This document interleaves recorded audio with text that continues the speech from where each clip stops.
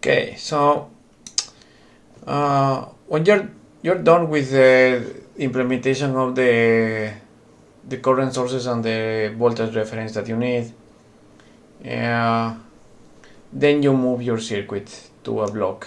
Okay, so you create a cell symbol and then you create a test bench for the circuit, because now it is when we are going to put a series of tests that validate the circuit.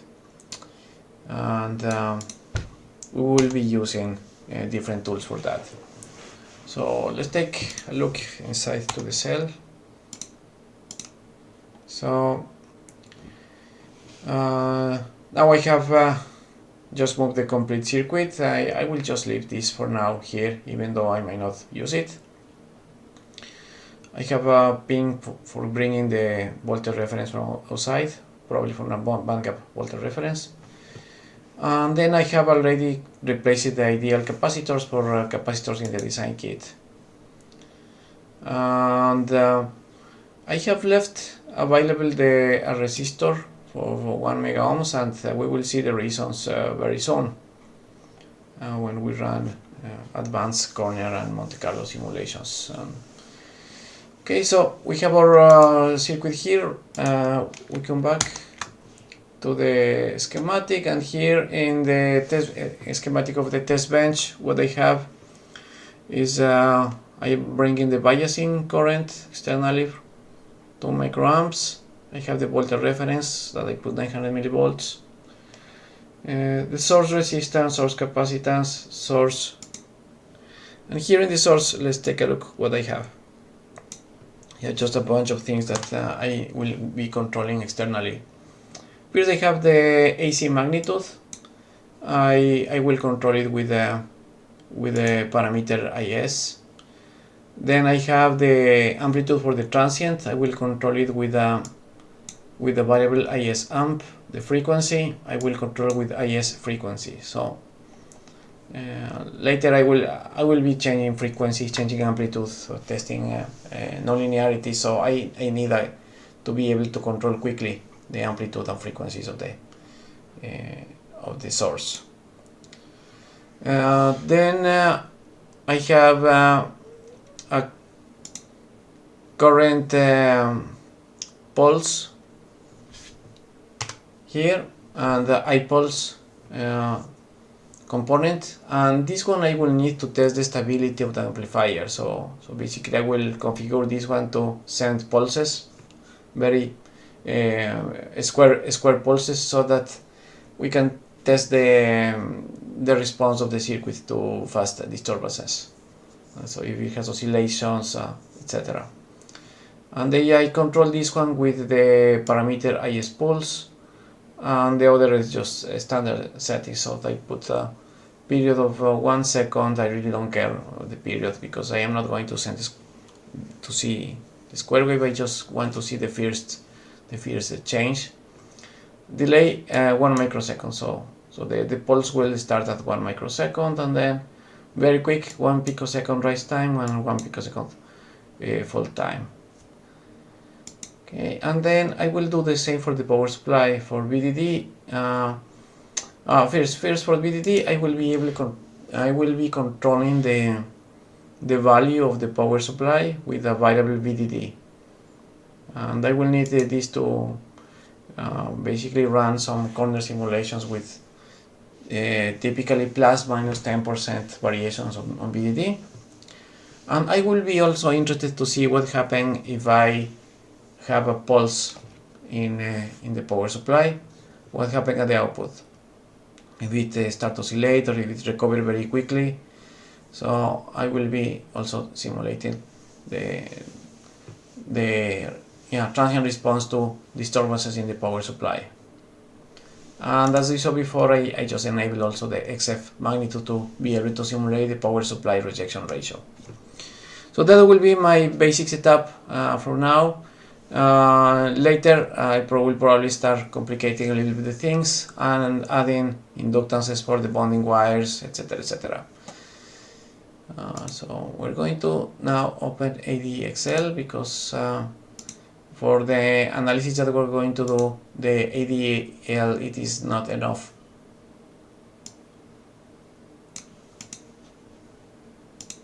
So we have our amplifier here, and then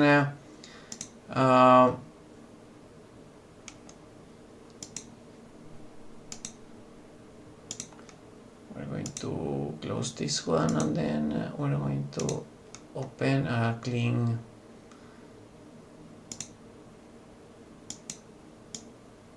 ADXL. Okay, so this ADXL template now, it just has already the DC AC simulations that we had been discussing before, exactly the same as we discussed before. And I just also added a transient simulation, so we will be able to run some, as I mentioned before, test the pulses, test the linearity of the system. So let's run it very quickly, ADC AC simulation.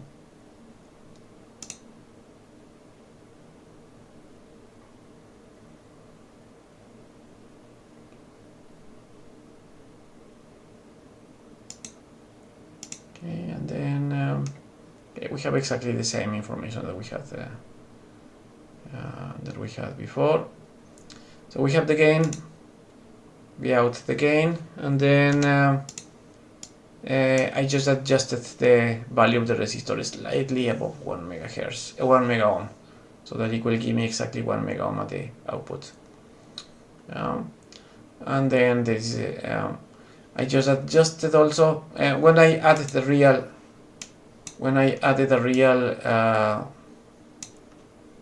real resistor here from the PDK. That resistor has capacitance to ground, so I was forced to also do some changing in the capacitance. The capacitance itself, the real capacitor, also has a plate capacitance to ground, fringing capacitance, so the value needs to be shifted a little bit. It has to be tuned, and then I tuned it to around 60 femtofaraday, the compensation capacitor too. Then after tuning that one, I got the following transfer function. Okay. Notice that my bandwidth has reduced a little bit. I mean, the presence of the current mirror pole it contributes to the also to the bandwidth degradation, and then the capacitance of the resistor to the ground, and the bottom plate capacitance of the capacitor also is added to the basically to the pulse. No, it's modifying the pulse.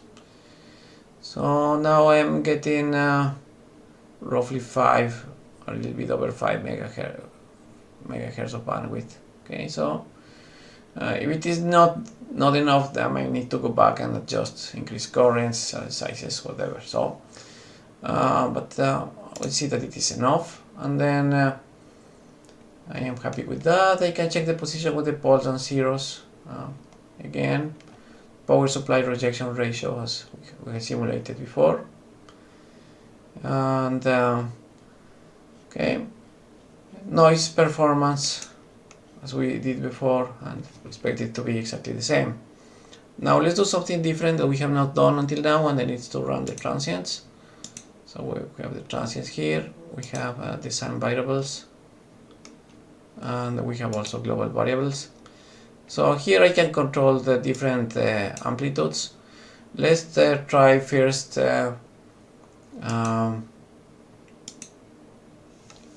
this is 1 mega ohm resistance. Let's try 1 micro amp. That will produce 1 volt at the output. So I am going to force the system to clip right now because I really don't have 1 volt available at the output.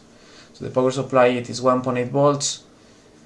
The output of the amplifier is centered at 900 millivolts, so it is not going to be available 1 volt up and down. So let's take a look at this. We are running this frequency at 1 megahertz. So let's take a look.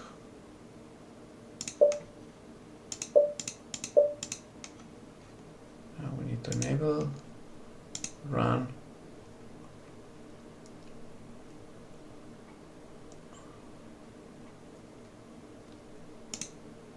And then the expected, we are basically clipping the amplifier, so it's not working with 1 microamp. So let's reduce this one to 0.1 micro.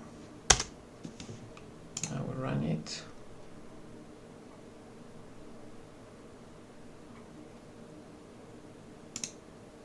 And then we see. So we are around 384 millivolts to around 1.4 volts. So it is in the linear range. And here I can do different things. We can take the signal and then send it to the spectrum.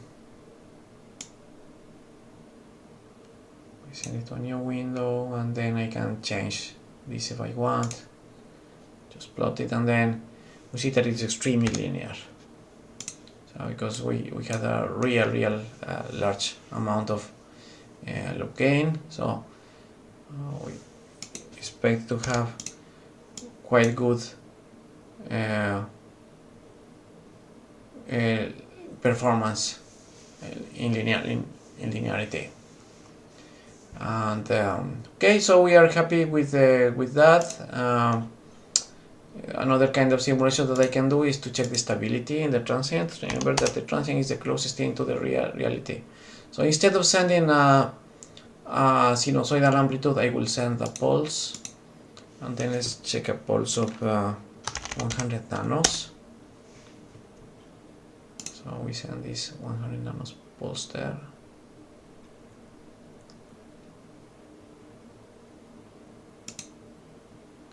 And then we see that it is stable, and has a very small overshoot, and it recovers immediately. There is no more oscillation, so recovers in just a couple of microseconds. So I feel happy with this. What I can do is also put I can put a pulse in the power supply, but in this particular amplifier I have to be careful when I put this one because it has a huge capacitor here. So the time constant will be very large, and then there is just 10 microamps of the output available. So there will be 10 microamps passing in this output stage available to charge and discharge that capacitor that is going to be connected to the 1 mega ohm resistor. So the time constant is extremely long there.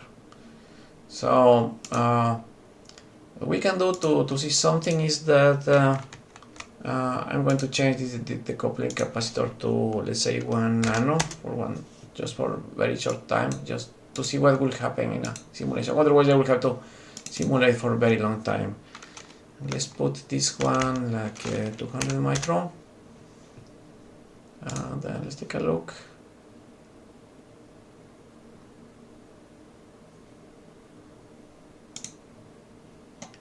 And then we can see. So the transient simulation, we can see that it recovers very quickly. The amplifier recovers very quickly when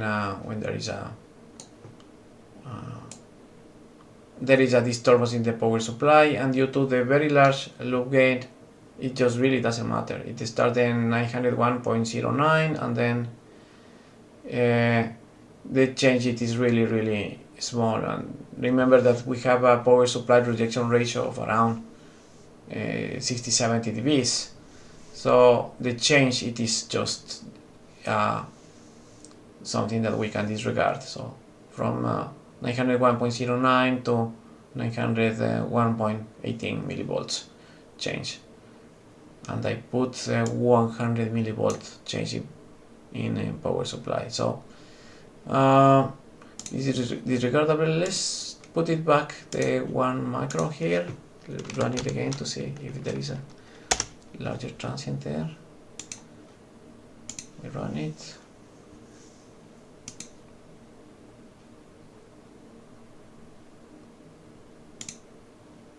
No difference.